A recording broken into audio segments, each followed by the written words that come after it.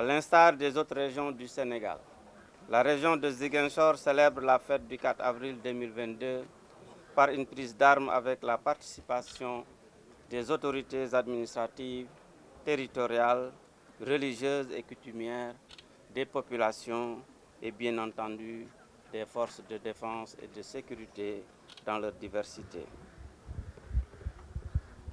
À travers cette prise d'armes, effectuée sous le thème Forces de défense et de sécurité et résilience nationale, honneur a été rendu au drapeau national, symbole de notre unité et qui nous rappelle notre commune volonté de vivre ensemble dans la solidarité, la paix et la prospérité. Cette commune volonté de vivre ensemble dans l'union, la solidarité, la paix et la prospérité requiert un environnement sécuritaire calme permettant à chacun de se mouvoir en toute sécurité.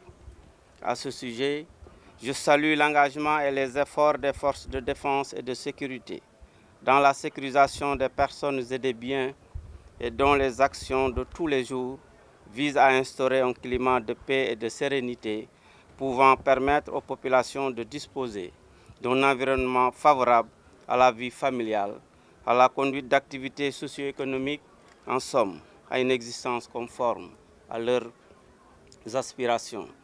À cet effet, je rends vibrant hommage aux forces armées, ces hommes et ces femmes qui, dans l'exercice du devoir, donnent leur vie pour la paix et la sécurité des populations au niveau de la région de Ziguinchor.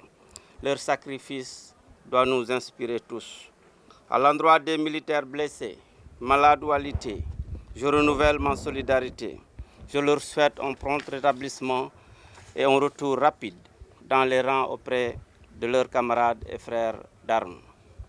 Mesdames et messieurs, honorables invités, je voudrais rendre un vibrant hommage aux anciens combattants pour leur engagement historique et leur légendaire esprit de sacrifice, des vertus bien illustrées encore aujourd'hui par ces hommes dont le courage et l'engagement ont marqué l'histoire. Dans ce sillage, j'exprime mes félicitations et mes encouragements à tous les membres des forces de défense et de sécurité en service au niveau de la région de Ziguinchor. Je salue leur abnégation dans l'exécution des missions régaliennes.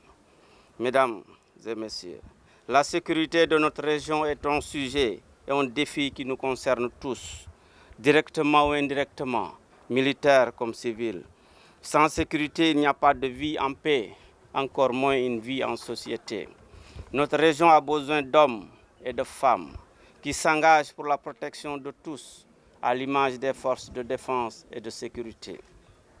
C'est pourquoi j'invite et j'encourage les populations à s'investir à côté de l'État pour promouvoir le développement harmonieux des villes et des villages de la région.